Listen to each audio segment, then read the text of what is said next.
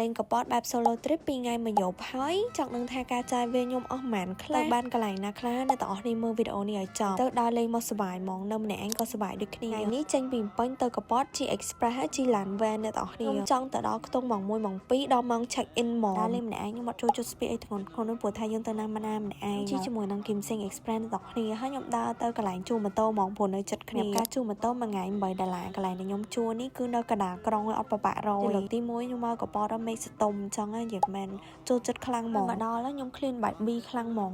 អត់ខ្វល់លើជីទៅរកបែប B កន្លែងម៉ូខ្ញុំទៀតគាត់នេះឈ្មោះថាហាងបាយអ៊ីហួយនៅតោះគ្នាអាម៉ាសាបានណាឆ្ងាញ់មែនតបមកនារីម្នាក់នេះជិះម៉ូតូម្នាក់ឯងទៅ check in និយាយទៅឈៀលស្ងាត់តែម្នាក់ឯងហ្មងកន្លែងដែលខ្ញុំសាក់នៅកប៉តនេះឈ្មោះថា Emerald Residence នៅតោះគ្នាបន្ទប់គេស្អាតមានអាងហែទឹកអីចឹងគិតត្រូវនៅតោះគ្នាខ្ញុំមកគេនេះអត់ប្របាក់ទេនៅកណ្ដាលក្រុងមានសុវត្ថិភាពចឹងហើយគេឆ្ងល់ទៀតមកម្នាក់ឯងហើយសំខាន់គាត់ decor ក្នុងបន្ទប់គឺបែប couple ប៉ុន្តែខ្ញុំមក solo trip ទេប៉ុន្តែ I still love the decor ការរៀបចំអីស្អាតទាំងអស់ហ្មង fresh ម៉ែយូបានមកដើរលេងម្ដងនៅតោះនេះនិយាយទៅគឺថាស្ងាត់ជ្រាបហ្មងនៅតែ hotel ក៏សប្បាយចិត្តដែរតុងម៉ោង 3 ម៉ោង 4 ខ្ញុំ clean ខ្ញុំទៅរកនំមាត់ឆ្នាំងញ៉ាំនិយាយទៅកន្លែងខ្ញុំចូលចិត្តញ៉ាំហើយចេញពីហ្នឹងគឺខ្ញុំទៅ Starbucks ព្រោះខ្ញុំតាំងចិត្តថាទៅអង្គុយអានសភៅជាឈៀលម្នាក់ឯងនិយាយទៅចង់អង្គុយអានសភៅលក្ខណៈស្ងប់ស្ងាត់ម្នាក់ឯងចង់យូរហើយទៅ Starbucks កប៉តហ្នឹងគឺថាស្ងប់ស្ងាត់ល្អរបស់គេមែនហើយគឺថា fresh ហ្មងនៅតោះនេះបាន view ទៅផែកចឹងខ្ញុំអង្គុយយ៉ាងយូរដែរប្រហែលជា1ម៉ោងជាងអីបានសម្រេចចិត្តថា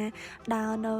ដើរដល់ខ្សែសមុទ្រអីចឹងណាហើយក៏ខ្ញុំទៅរកអីញ៉ាំនៅចិត្តហ្នឹងទៅព្រោះភ្លៀងមកអង្គុយញ៉ាំអីម្នាក់ឯងបាយឆាំរះប្រូនៅតោះគ្នាកន្លែង Happy Special Pizza តើអត់ហ៊ាននៅយប់ពេកទេយើងមក solo trip ចឹងគឺយើងត្រូវ take care សុវត្ថិភាពមែនតើខ្ញុំជិះម៉ូតូទៅកន្លែងគេងវិញសម្រាប់នៅនឹងរហូតដល់យប់មកហើយពេលព្រឹកគឺខ្ញុំគ្របឡើងតែខ្លួនឲ្យស្អាតចឹងនៅតោះគ្នាអូយូ solo trip ម្ដងខ្ញុំភ្លេចយកក្រែមមកឃើញមាត់កម្ៅហ្នឹងគឺខ្ញុំប្រើ lip liner សុតមកខ្ញុំធៀមខ្លួនចេញដើរលេងអីចឹងកន្លែងនេះខ្ញុំទៅដំបងគេទៅកន្លែង bakery ដែលគេលក់នំប៉័ង fresh ពេលព្រឹកបរទេសគាត់លក់ហ្មងនៅតោះគ្នាអាចមកសាកបានគឺនៅកណ្ដាលក្រុងនេះហើយតបមកខ្ញុំចេញទៅ cafe នៅតោះគ្នា cafe ដែលគាត់បើកថ្មី